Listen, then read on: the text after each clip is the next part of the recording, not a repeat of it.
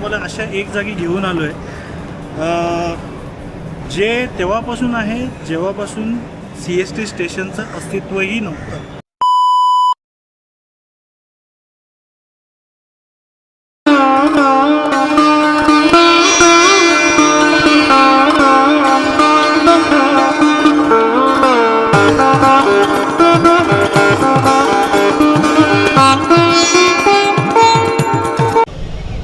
नमस्कार मंडळी. तर कलेच्या, उत्साहाच्या आणि रंगाच्या या रंगतदार सोहळ्यामध्ये तुमचं सगळ्यांचं स्वागत आहे. आपण आलो आहोत मुंबईचा राजा आर्ट फेस्टिवल 2026 पर्व दुसरे. यामध्ये आपण इकडे सुंदर सुंदर कलाकृती बघणार आहोत.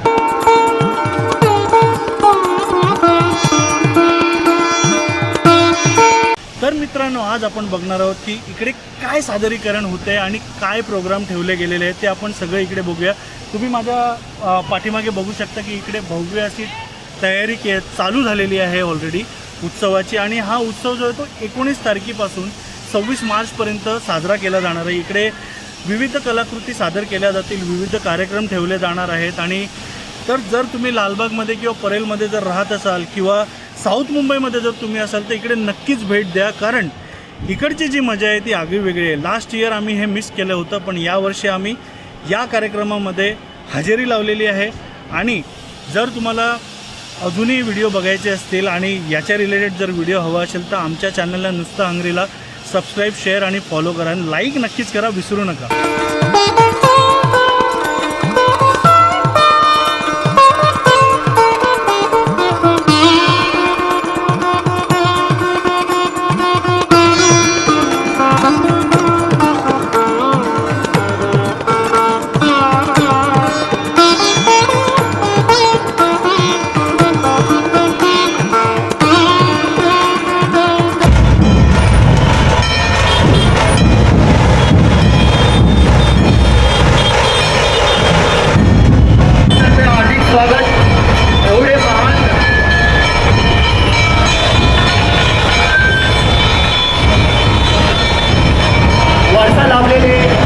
सर्व मान्यवर इथे उपस्थित राहिले त्याबद्दल आम्ही खूप तुमचे आभार मानतो.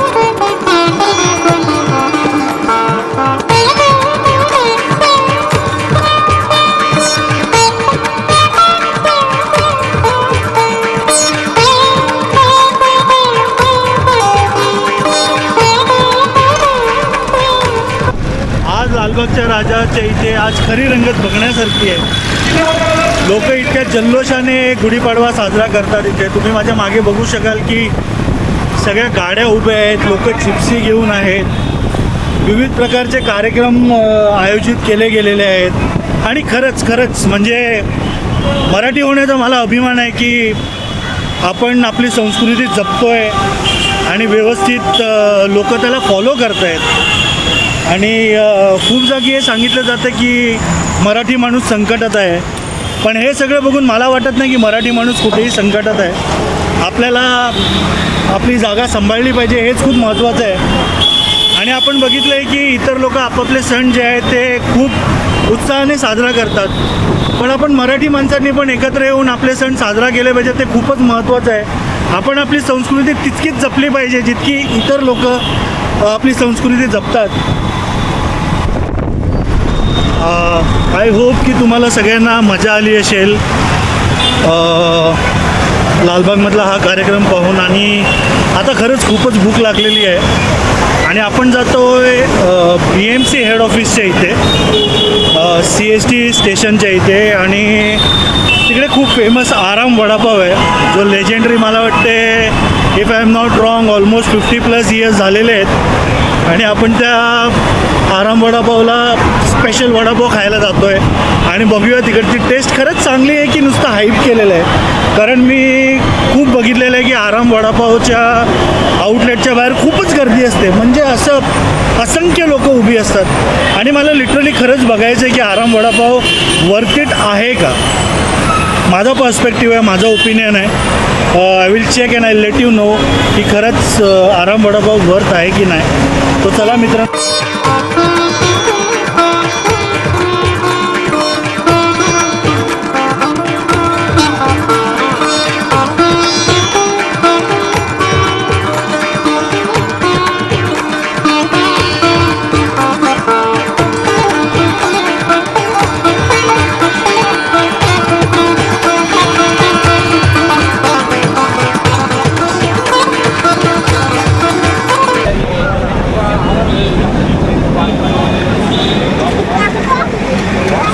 फायनली आम्ही घेतला आहे आराम वडापाव, एक विथ हिरवी चटणी आणि एक विदाऊट हिरवी चटणी. खाऊन बघूया खरंच ही जी गर्दी तुम्हाला आजूबाजूमध्ये दिसते खरंच एवढी हाईप आहे का, खरंच हा वडापाव एवढा टेस्टी आहे का. हात लावून बघतो तो फुल थंड आहे, बघूया काय आहे ते. मी आणि अनिलने ऑर्डर केलं आहे वडापाव. मी विदाऊट चटणी ऑर्डर केलेलं आहे, त्याने विथ चटणी विथ हिरवी चटणी. खाऊन बघूया खरंच ही हाईप बरोबर आहे की नाही.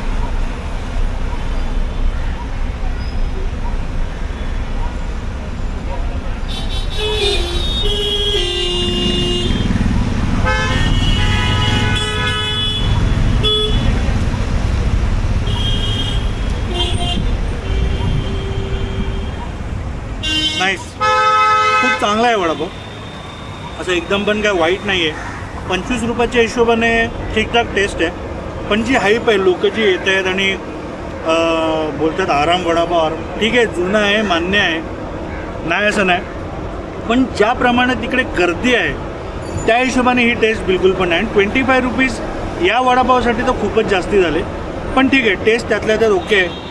आता नावाची हाईप झालेली आहे त्यामुळे आपण काही करू शकत नाही. असे मुंबईमध्ये खूप सारे वडापाव स्टॉल्स आहेत जिकडे निव्वळ नावामुळे जास्तीत जास्त हाईप केलेली आहे, पण ती टेस्ट आता नाही आहे. आणि आराम वडापाव ओव्हरऑल माझ्या मते out of 10 stars I would say it's 6.5.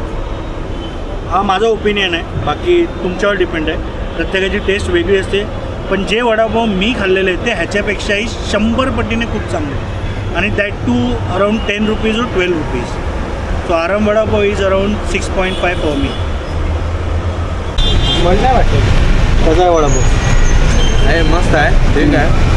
आणि चटणी टाकले त्यामुळे तिखट जरा जरा लागते, तर मस्त आहे. पण तुला वाटतं की 25 रुपयाला वर्थ आहे, म्हणजे खरंच याची किंमत 25 रुपये पाहिजे असं तुला वाटतं? नाही नाही, 25 रुपये नको होती, याची किंमत 15 ठेवली असती बस झालं असतं. कारण आहे, टेस्ट आहे, तुला आवडला?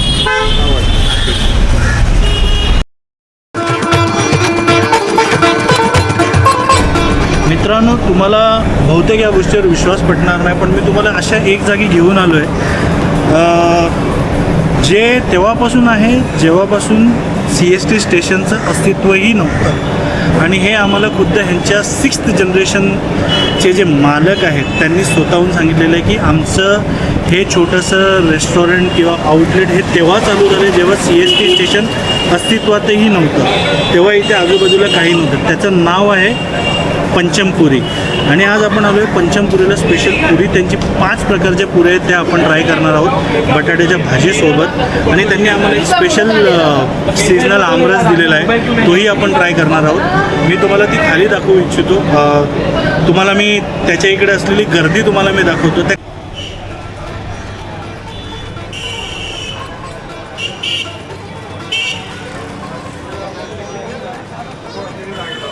गर्दीमुळे एवढी वेटिंग आहे पब्लिक, त्यामुळे आम्हाला काही तिकडे जागा भेटली नाही बसायला. पण आम्ही ही वस्तू, ही जी खास पंचमपुरीची जी ही डिश आहे ती आम्ही घेऊन आलो आहे तुमच्यासाठी. ह्याच्यामध्ये 5 प्रकारच्या पुऱ्या आहेत. आणि मी तुम्हाला सांगू इच्छितो ह्यांचा मेन्यू जो आहे, साधी पुरी भाजी ही फक्त आणि फक्त निव्वळ 70 रुपयापासून चालू होते. आणि मग पुढे ह्याचा रेट जसं जसं तुम्ही घ्याल तसं तसं वाढत जातो. पंचमपुरीचा इतिहास 170 वर्ष जुना आहे, जसं की आम्हाला त्या मालकांनी सांगितलं आहे. चला आपण टेस्ट करून बघूया की एक्झॅक्टली कसं वाटते. ह्या पंचमपुरीची पण हाईप खूपच जास्ती आहे. आपण पहिलेही बघितलेले खूप सारे लेजेंडरी फूड ब्लॉगर्स इकडे येऊन टेस्ट करून गेलेले आहेत. तर आपण आता टेस्ट करून बघूया की हे कसं लागते, काय लागतं. आपण पहिले साध्या पुरीने चालू करूया.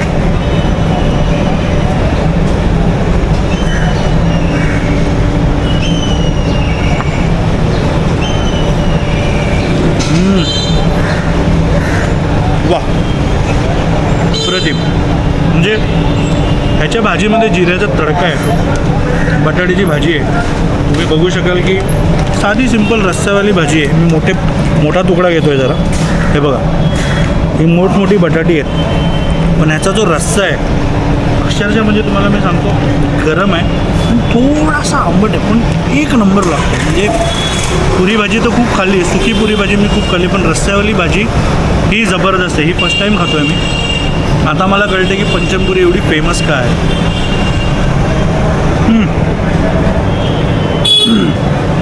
माझ्याकडून पंचमपुरीला 10 out of 10. Do visit this place guys.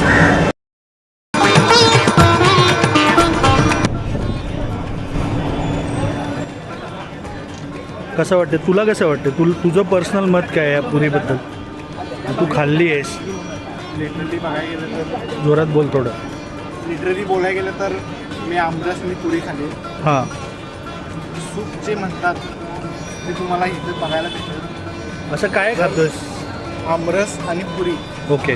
जी आमरस आणि पुरीमध्ये जो गोडवा आहे तुम्हाला कुठेच भेटणार नाही. पण तुला एकंदरीत काय वाटतं आता जे पंचमपुरीचा जो हाईप आहे आणि ह्याचा इतिहास बघता आपल्याला जसं त्यांनी सांगितलं की सरासरी, म्हणजे त्यांनाही एक्झॅक्टली नाही माहिती, पण सरासरी 170 वर्ष जुनं हे पंचमपुरी आहे. तर तुला काय वाटते, म्हणजे नक्कीच इकडे लोकांनी यायला पाहिजे की हे फक्त फूड ब्लॉगर्सनी आणि ह्यांनी सेलिब्रिटीजने ह्याला हाईप केलेलं आहे म्हणून आहे, की खरंच लोकांनी यायला पाहिजे? ही वस्तुस्थिती जी आहे ती खरी खरी सांग.